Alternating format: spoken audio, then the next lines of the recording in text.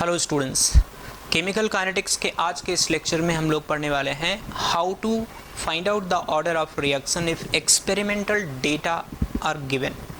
तो बहुत सारे टाइप का डेटा क्वेश्चंस में नॉर्मली गिवन होता है और उस डेटा को यूज़ करके हमें ऑर्डर ऑफ रिएक्शन निकालना होता है। तो चलिए एक एक करके पढ़ते हैं। पहला मेथड है इंटीग्रल मेथड। इंटीग्रल मेथड को हिट एंड ट्रायल मेथड भी बोलते हैं। ऐसी सिचुएशन में डेटा कुछ ऐसा दिया होता है कि डिफरेंट टाइम इंटरवल पे कॉन्सेंट्रेशंस ऑफ रिएक्टेंट दी हुई होती है। जैसे मान लीजिए C1 है, C2 है, C3 है, C4 है और ये T1 है, T2 है, T3 है एंड T4 है।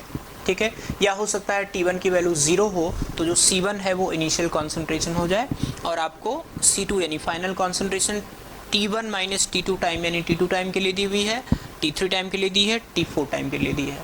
तो since it's a hit and trial method, we have already derived the rate law equation. We have already derived the integral rate law equation for all order of reactions, 0 के लिए, 1 के लिए, 2 के लिए, n के लिए in fact.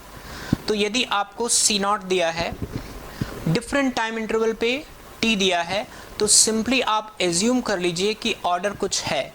तो मैं तो ये एडवाइस करूँगा कि सबसे पहले आप ऑर्डर 1 एज्यूम करो, क्योंकि IIT JEE के सिलेबस में 0 एंड 1 ऑर्डर ही के क्वेश्चंस नॉर्मली पूछे जाते हैं। तो पहले 1 एज्यूम करो, उसके बाद अगर 1 से नहीं काम बने तो 0 एज्यूम करो। 99% केसेस में 0 या 1 के बीच में आपका आ जाता है। अगर नहीं आता है then only it's needed to go on second order. अब ऑर्डर ऑफ रिएक्शन अगर 1 है तो I would apply K = 2.303 upon T log C0 upon C। C0 आपको गिवन है, अगर ये T 0 हो गया तो C0 C1 की वैल्यू के बराबर हो जाएगा। C0 पता है, C पता है T2 टाइम के लिए, यहाँ T2 रख दीजिए और C की वैल्यू हो जाएगी C2 और K निकाल लीजिए। Repeat the same for C3 and C4, यानी कि जस्ट एक वेरिफिकेशन प्रोसेस है। यदि K का वैल्यू सेम आ गया इसका मतलब आपने जो माना है वो करेक्ट है। That means order of reaction is 1। अगर यहाँ से बात नहीं बनती है तो फिर आप 0 मान लीजिए। इन दोनों में से किसी न किसी में बात बन जाएगी। अगर फिर भी नहीं बनती है तो you have no option other than to assume कि सेकेंड ऑर्डर रिएक्शन है और K निकालना पड़ेगा। ठीक है, तो it's just a verification method with the help of the data given. We simply assume कि ऑर्डर कोई है, K निकालते हैं, K सेम आता है तो वहाँ से हम लोग फिक्स कर देते हैं कि जो हमने माना था वो करेक्ट है एंड ऑर्डर ऑफ रिएक्शन 1, 0, 2 जो भी है वो निकाल लेते हैं। Second method is graph method. मैंने आपको 0 order, first order, second order and nth order सभी में किसी न किसी प्रकार का ग्राफ, चाहे वो C और T का ग्राफ हो, log C log T का ग्राफ हो, रेट ऑफ रिएक्शन और T का ग्राफ हो या रेट ऑफ रिएक्शन और C का ग्राफ हो, all possible graphs we have already drawn starting from 0 order to nth order. तो अगर आपको क्वेश्चन में डेटा कुछ अगर आपको क्वेश्चन में कुछ ग्राफिकल रिप्रेजेंटेशन दिया हो, किस टाइप का ग्राफ दिया है उसे आप देखिए और उसको आप उस ऑर्डर की रिएक्शन से कनेक्ट कीजिए। तो just by looking at the graph you can easily find out कि एक आइडिया लग जाएगा आपको कि कौन सा ऑर्डर का रिएक्शन है। लाइक अगर मान लीजिए रेट ऑफ रिएक्शन और टाइम का ग्राफ दिया हुआ है और वो कांस्टेंट है, मतलब पैरेलल टू टाइम एक्सिस है या पैरेलल टू C एक्सिस है, तो उस केस में रेट ऑफ रिएक्शन कांस्टेंट हो गया। एंड क्या आप गेस कर सकते हैं कि रेट ऑफ रिएक्शन कांस्टेंट कौन से ऑर्डर में होता है? 0 ऑर्डर में, राइट? या कभी ऐसा कोई ग्राफ दिया हुआ है कि rate and C directly proportional है, a straight line passing through origin, तो rate is equal K into C, ऐसा इसका मतलब ये हुआ कि C की पावर 1 हो गई, ऑर्डर ऑफ रिएक्शन 1 हो जाएगा। तो क्योंकि हम लोग ऑलरेडी ग्राफ हर एक ऑर्डर में ड्रॉ कर चुके हैं तो यहाँ मैं बहुत ज़्यादा उस पर नहीं बोलना चाहूँगा। Looking at the nature of graph you can easily predict the order of reaction. Next one is half life method और फ्रैक्शनल चेंज मेथड। इसी लेक्चर में मैंने आपको एक जगह पढ़ाया है कि T half is directly proportional to C0 raise to the power 1 minus n, या फिर T half T any fraction T time required for completion of reaction by any fraction is directly proportional to C0 raised to the power 1 minus n. ठीक है। तो चाहे वो 75% completion के लिए time दिया हो या 25% कंप्लीशन के लिए टाइम दिया हो, सबके लिए प्रोपोर्शनैलिटी वैलिड होती है, जिसकी हेल्प से आप ऑर्डर निकाल सकते हो। तो अगर मान लीजिए कि हाफ लाइफ कोई एक दिया हुआ है किसी पर्टिकुलर कॉन्सेंट्रेशन पे, इनिशियल कॉन्सेंट्रेशन पे, T12 दिया है किसी दूसरी पर्टिकुलर कॉन्सेंट्रेशन पे, तो this can be written as C01 upon C02 raise to the power n-1। यहाँ से आप निकाल सकते हैं ln T12 upon ln T12, यहाँ से आप लिख सकते हैं ln T12 upon T12 is equal to n-1 ln C01 upon C02, यानी कि n-1 हो जाएगा आपका ln T12 upon T12 divided by ln C01 upon C02। तो अगर डिफरेंट इनिशियल कॉन्सेंट्रेशन पे डिफरेंट हाफ लाइफ दिया हुआ हो तो इस तरह से फार्मूला लगा के आप n की वैल्यू निकाल सकते हैं। दिस इज n-1, इनफैक्ट यहाँ से n की वैल्यू निकाल सकते हैं, ठीक है।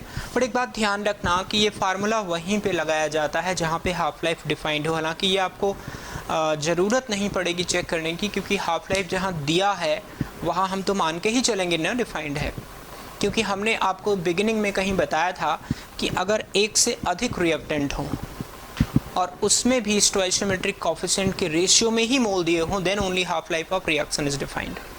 तो ये फार्मूला हालांकि इस तरह के आप कभी प्रॉब्लम में पड़ेंगे नहीं, because in general half life given होता है और आपको ऑर्डर ऑफ रिएक्शन निकालना होता है, या फिर इवन ऑर्डर ऑफ रिएक्शन दिया है एंड हाफ लाइफ निकालना है तो आप यही मान के चलोगे कि हाफ लाइफ डिफाइंड है, then only we are going to calculate. Fine, चलिए क्वेश्चन ट्राई करते हैं। यहाँ पे इस क्वेश्चन में टाइम रिक्वायर्ड फॉर 10% कंप्लीशन अलग अलग इनिशियल कॉन्सेंट्रेशन पे दिया हुआ है और हाफ लाइफ निकालना है। तो यहाँ पे कॉन्सेंट्रेशन और टाइम रिक्वायर्ड फॉर 10% कंप्लीशन लिख लेते हैं। कॉन्सेंट्रेशन 1 मोलर है तो टाइम 10 मिनट है, एंड कॉन्सेंट्रेशन 3 मोलर है तो टाइम 30 मिनट है, और आपको n की वैल्यू यानी ऑर्डर की वैल्यू निकालनी है। तो देखिए अभी थोड़ी देर पहले मैंने आपको बताया था कि फ्रैक्शनल चेंज के लिए जो टाइम रिक्वायर्ड होता है it is directly proportional to, अभी थोड़ी देर पहले मैंने आपको बताया था कि time required for fractional change of any reaction is inversely proportional to C0 raise to the power n-1 और directly proportional to C0 raise to the power 1 n। तो अगेन मैं लिखूंगा time required T.1 upon T.1 2 is equal to C01 upon C02 raise to the power 1 n। T01 है, I mean T1 का value 10 है, T2 का value 30 है, C01 का value 1 है और ये 3 है raise to the power 1 n। तो यहाँ से 1 n can be written as 1, तो n का वैल्यू 0 आ गया, that means it becomes a zero order reaction. हालांकि ये बात क्वेश्चन को देख के फटाक से बोल सकते थे आप। मैंने आपको फर्स्ट ऑर्डर रिएक्शंस में बताया था कि half life is directly proportional to initial concentration, it happens only in zero order reactions. तो if half life is directly proportional to C0, time required to complete any percentage, any fractional time required to complete any fractional decomposition is going to be directly proportional to C0। 1 था तो time 10 लग रहा था, 3 molar हुआ तो time 30 लगा, तो direct proportion में हो गया ना। जब 1 मोलर लिया टाइम 10 मिनट लगा, जब 3 गुना आपने कॉन्सेंट्रेशन लिया तो टाइम भी 3 गुना हो गया। That itself says order of reaction is 0। तो you have sometimes you have to do it in a smart way. कभी कभी बहुत सारे केसेस में कभी कभी केमिस्ट्री में क्वेश्चन पढ़ते ही आइडिया लग जाता है कि आंसर क्या आने वाला है, तो you have to play smartly. Next method is initial rate method. Initial rate method में रिएक्टेंट की अलग अलग इनिशियल कॉन्सेंट्रेशन के साथ साथ इनिशियल रेट्स दिए होते हैं और उनको कंपेयर करके ऑर्डर निकालना होता है। In this method initial rates are given initial rates at different set of initial concentration of reactants are given, and we have to calculate the order comparing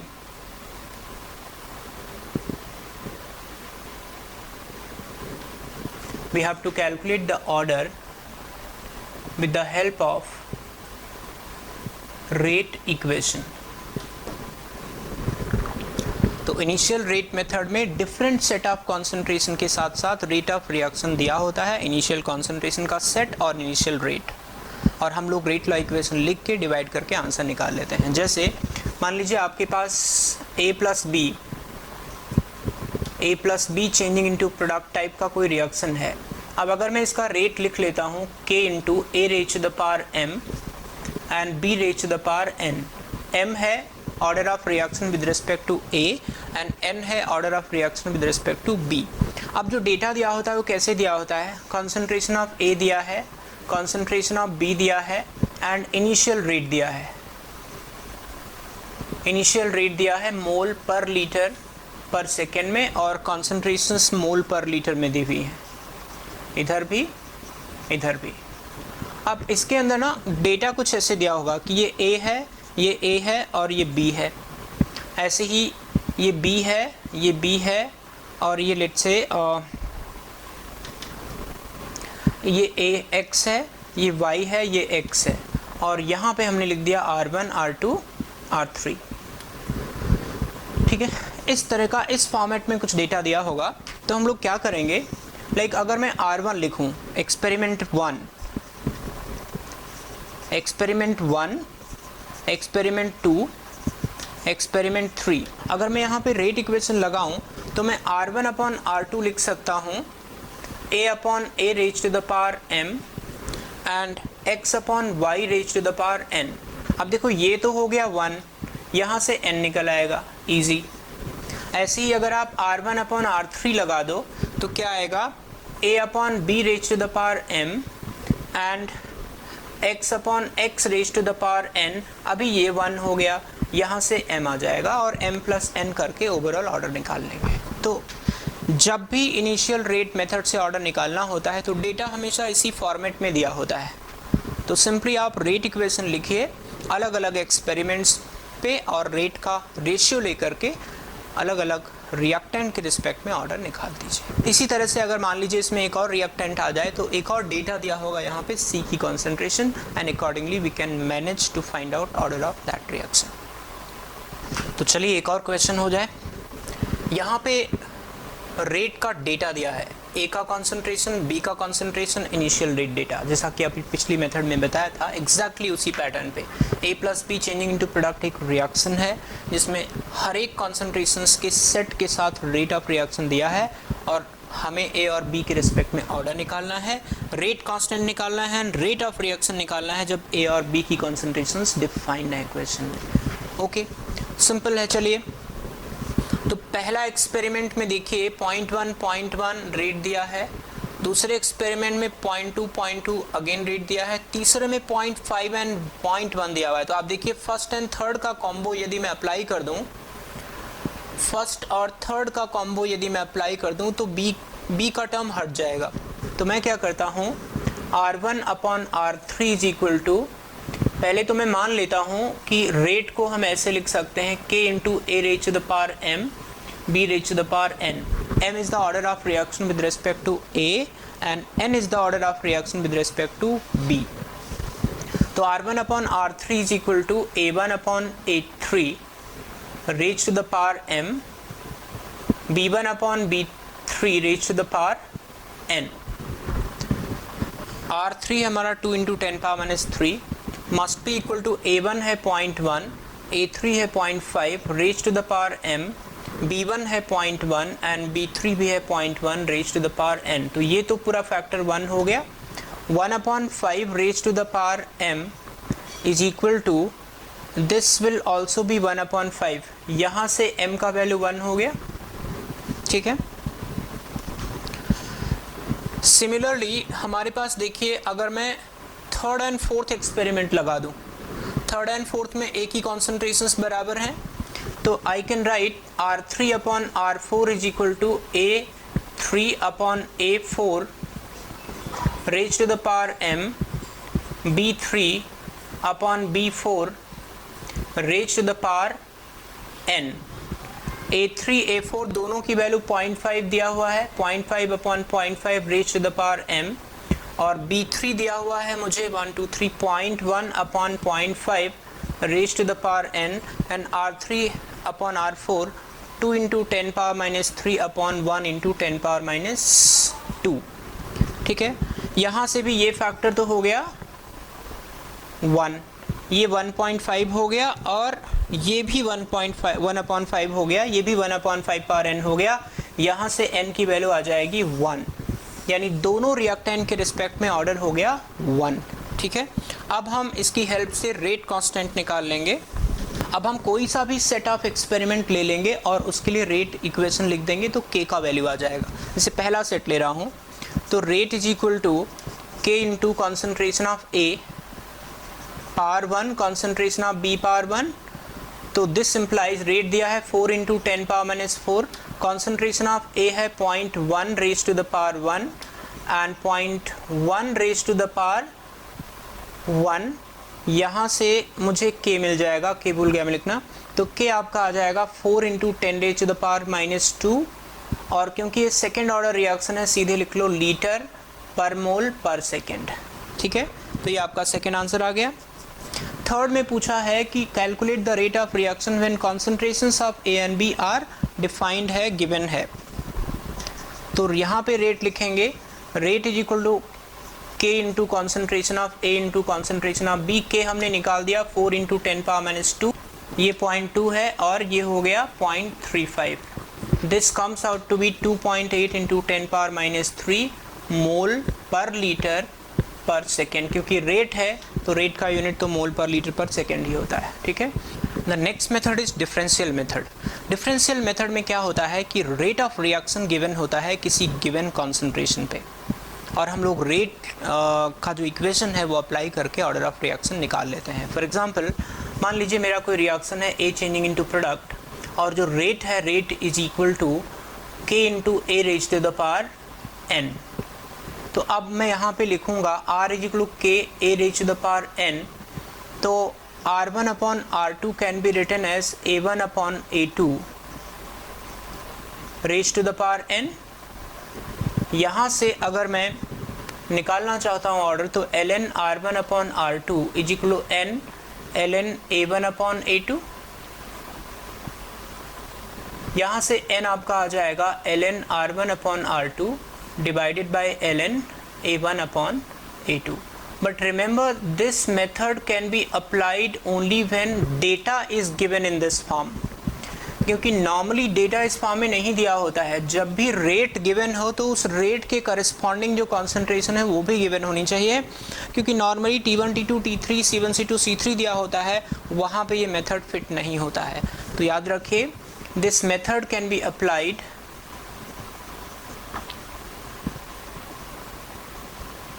when rate of reaction and concentration corresponding to that rate, corresponding to the given rate are given। Otherwise अगर आपने इसमें approximation लेकर के average rate निकाला ना, तो order of reaction में बहुत एरर आ जाएगा। तो this method should be applied only when rate of reaction and उस रेट के करस्पॉन्डिंग कॉन्सेंट्रेशन गिवन हो directly. And the last method is one of isolation method. Isolation method में क्या होता है कि हमारे पास कई रिएक्टेंट होते हैं, तो एक एक्सपेरिमेंट में एक पर्टिकुलर रिएक्टेंट को आइसोलेट कर लिया जाता है। आइसोलेट कैसे करेंगे? एक को एक्सेस में ले लो, या अगर मान लीजिए 3 है, अगर 2 है तो एक को एक्सेस में ले लो, दूसरे की कॉन्सेंट्रेशन चेंज करो और रेट निकालो। ऐसे ही 3 रिएक्टेंट हैं तो दो को एक्सेस में लो और तीसरे का कॉन्सेंट्रेशन चेंज कर करके रेट निकालते रहो, और रेट का जो कॉन्सेंट्रेशन के चेंज का रेट पे इम्पैक्ट है वो आपको बता देगा कि ऑर्डर ऑफ रिएक्शन कितना होगा। इन this method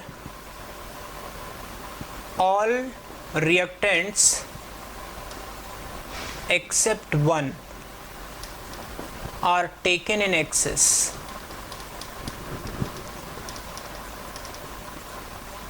and rate is measured by changing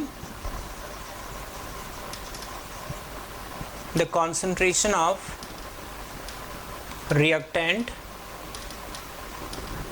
which is in smallest quantity.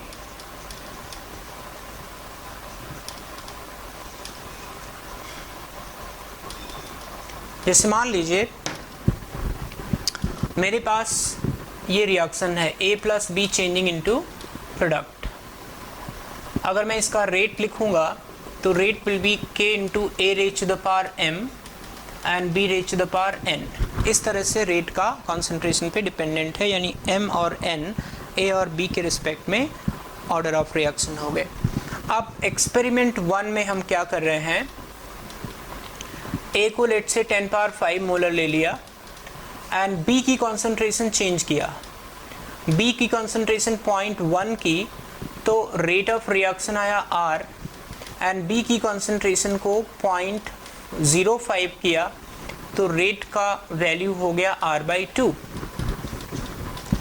A access में लिया, इसका मतलब ये हुआ कि A अगर एक्सेस में है तो इसी रेट को मैं लिख पाऊंगा K dash into B concentration power n, where K dash is equal to K into 10 power 5, क्योंकि B की वैल्यू 0.1 है और ये अगर completely रिएक्ट कर जाए तो भी A पे कुछ फर्क नहीं पड़ने वाला है। That means A is taken in excess। तो इस केस में जब आपने B की कॉन्सेंट्रेशन को हाफ कर दिया तो रेट ऑफ रिएक्शन भी हाफ हो गया। इसका मतलब क्या हुआ, order with respect to B is equal to 1, यानी कि B की पावर 1 पे डिपेंडेंट हो गया ना। आप चाहो तो R1/R2 इक्वल B1/B2 भी कर सकते हो, उससे भी आपका आ जाएगा। तो ऐसे ही समझो, अब तो आप लोग 12th क्लास के स्टूडेंट हो एटलीस्ट, तो ये तो बड़ा आसानी से निकाल ही सकते हो। तो B की कॉन्सेंट्रेशन को हाफ किया, रेट भी हाफ हो गया। इसका मतलब B की पावर 1 पे डिपेंडेंट है रेट, तो B के रिस्पेक्ट में हो गया ऑर्डर 1। ऐसे दूसरे एक्सपेरिमेंट 2 में क्या किया, A की कॉन्सेंट्रेशन 0.01 है तो रेट ऑफ रिएक्शन लेट से x है, और A की कॉन्सेंट्रेशन को 0.02 कर दिया तो भी रेट ऑफ रिएक्शन x है। What does it mean? तो A की कॉन्सेंट्रेशन को चेंज करने के बावजूद भी रेट में चेंज नहीं आ रहा है, that means rate of reaction remain constant and it happens in zero order reaction. इसका मतलब order with respect to A is going to be 0। Order with respect to A is going to be 0। तो A के respect में निकाल लिया, B के respect में निकाल लिया, तो ओवरऑल ऑर्डर आ गया 1 + 0 दैट इज 1। तो आइसोलेशन मेथड क्या बताता है कि just isolate one reactant from others. This is possible if others are taken in excess. तो rate of reaction is going to be dependent on the concentration of that reactant जो excess में नहीं लिया है। आप उसकी कॉन्सेंट्रेशन में change करके रेट में चेंज मेजर कर लिया, पता पड़ गया कि रेट उसकी कॉन्सेंट्रेशन की कौन सी पावर के डायरेक्टली प्रोपोर्शनल है। Accordingly we get the order of reaction with respect to that reactant. तो इसी के साथ आज का लेक्चर समाप्त। उम्मीद है आप लेक्चर समझ गए होंगे, और समझ गए तो फिर मैं कहूँगा लेक्चर को लाइक करना मत भूलिए, सब्सक्राइब कीजिए और अपने फ्रेंड्स को भी शेयर कीजिए ताकि मैक्सिमम लोगों को इन लेक्चर्स का बेनिफिट मिले। तो अगली क्लास में हम लोग बहुत इंपॉर्टेंट चीज़ पढ़ने वाले हैं, monitoring of first order reaction. Right? Thanks for watching, see you in the next class.